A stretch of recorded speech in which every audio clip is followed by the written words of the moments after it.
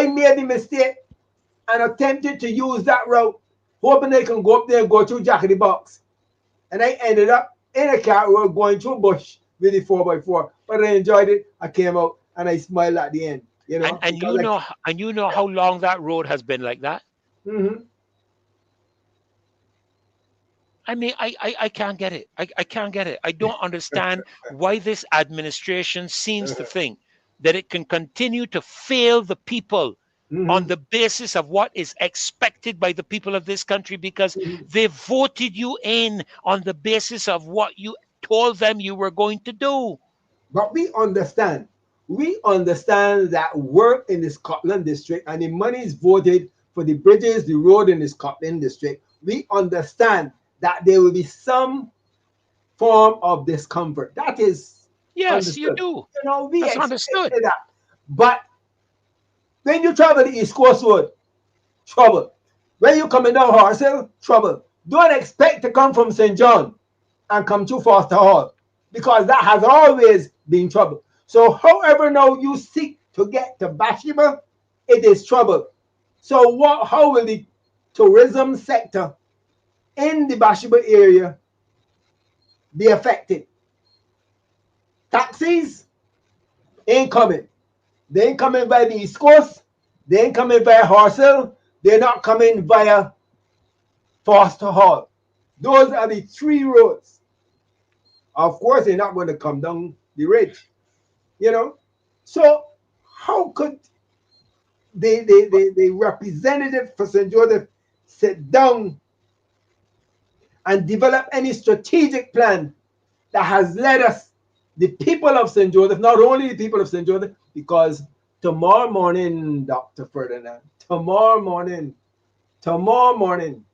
we will now start to see the tears from the eyes of the people when they start to get their children off to primary and secondary school in St. Joseph. The road networks, they're going to smell hell, with all due respect. Because if I am traveling on the East Coast, and even on this season when I spoke to you coming up from down Shorey, Yes, yes, even when I get to the area there, Carawash, trouble.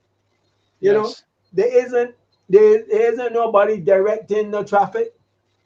During the course of the day, you get that. There's a big spotlight in the corner at the bottom of the wash, and you gotta hope for the best. A fella up front and blink the light, a fella down below and see the light blink and wait on and wait on.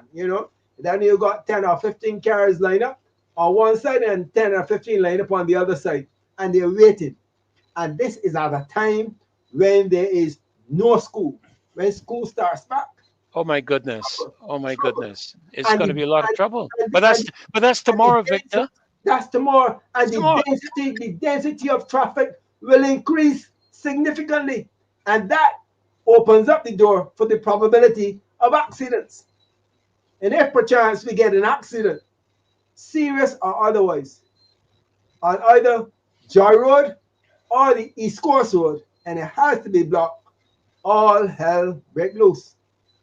And But it hurts me, when I saw a guy on television who said that he had to add on another additional hour or two to his travel from Bridgetown home and back. Is an extra hour or two he has to account for. So he has to leave home an hour earlier and gets home an hour later. And they're going to be subjected to that for years, hoping that what happened in Dublin Road don't happen with any of those bridges that they're hopefully going to build in the next year. and Victor, let me make sure I get the right word. I will concede that when a lot of these roads were originally done, because my father would have been involved with a lot of the roads that were built in Belplain and St Andrew. You remember when they used to have the bridges that when the the rain fell, heavy water, you come pass over the bridge because the Mhm. water was rushing over the bridge. Some of them out there by, what's the name of the factory there in uh, the bottom of Belplain? My father worked there. as well. Not Haggett's factory I guess, yeah. out in that area. Mm, And I understand when we had lorries. We had lorries, those vehicles that used to carry the canes with the sticks. They used to mm, stick up at the side, and you mm, load the canes. And I understand. I get it. I get it that the types of vehicles that we have today.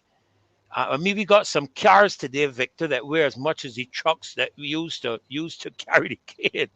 We got some cars today that weigh as much as them, and I understand, some of those dump trucks and those commercial trucks that we see can now carry in a single load what five or six or seven of those lorries used to carry. So, and that individual displacement of weight would be significantly greater than five lighter vehicles traveling over the same space of roadway. I get it. Okay. So my I get on the internet and I do research to find out how to fix things, how to do things, and all of that. Certainly, Victor, people in the Ministry of Transport and Works, whoever they are, technocrats, I don't care who they are, with all respect to them, certainly they could research to see how you can go about retrofitting roads to facilitate the uptick in terms of the weight of vehicles to ensure that what I'm looking at the screen right now does not happen again. And to be honest with you, Victor, I don't know what you call those things that they make again with the stones and the wire. What you call them again? Gibeons. Gabions. Mm. I would not be surprised if some of the Gabions that my father and his teammate are still in good stead. Because I can't remember if they were out of Mm, galvanized, if the wiring was those. I don't know what it was, mm, but I know that some of those roads that he would have fixed, I still drive over today as good roads. I still drive over down in Belplain and going up through the hill. I don't know all the areas down in there. So I got to the habit of when I was in rallies and so on, I just drove through areas and often I didn't even know what they called it. But I know where it is, and I must say that certainly there must be. I mean, we're supposed to have engineers, and mm, I don't know what's happening in the Scotland district with the Chinese. I would imagine on the basis of some of the videos I watch online with the Chinese construction in China that the Chinese should be very good at what they do in terms of roadways and bridges and all of that. I mean, if you see some of the bridges and roadways that they have built in China, Victor, it's frightening to see how they have engineered them and how they have done them. So, I mean, why in 2025 are we seeing this kind of thing on our roads? mm. Somebody is indicated here in the chat. Let me see if I can find it. That they're laying down the asphalt um, when it should be. I think this is the statement here. When it should be 3 inches thick, they're laying down 1.5 inches, so they are able to pave twice as many roads in terms of that. So clearly That's that is good. the Yeah. issue. That is one of the issues that we're dealing with. It's, Well, it's well, deeper than Victor. that, you know. It's deeper Well, than that, you yeah, know, yeah, yeah. because It my is. my concern is that that road there, you know, the diversion road that was done in Joy Road, you know, I can recall Marcia when she was hosting the program. There was this caller who spoke to that about that road. Mhm. In actual fact, not only did they put down 1.5 inches of Barber Green, but under that Barber Green there was mud, you know. So that So is no, where no that is proper foundation laid no down. proper Yeah, foundation yeah, at yeah, all, yeah, you yeah, know. yeah. Well, And Victor, those things listen, are man. happening in St. Joseph. I want to thank caller back on the line, but please go ahead and make your comment concerning what Mr. Abed expressed.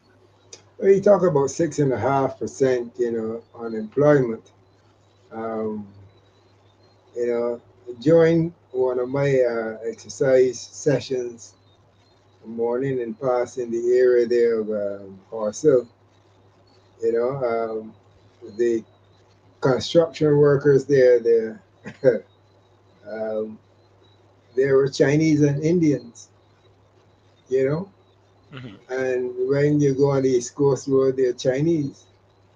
So I'm it just really baffles me to what extent are we um, really looking at the employment of our people, our Bajans. Have they been trained? I know that prior to the building boom, there was an effort by the ministry and to train artisans to take up these particular roles when the construction boom started. Um, that is something the ministry can speak to what extent those efforts um, were materialized, with some degree of justification. But I do have my concerns here that what Mr. Abebs is saying relative to the 6.5%, when we look at the actual employment situation now in Barbados, especially as it relates to mills, I'm seeing that a lot of the construction industry is now being, you know, supported by foreign workers rather than Bajan workers. So his concern, yes, I do agree, but the construction boom, we have seen an influx of foreign workers, but how can we speak to the effective engagement of the Bajan construction industry or Uh-huh. individuals, who would have been trained or should have been trained to take Yes. on these roles? We don't have that.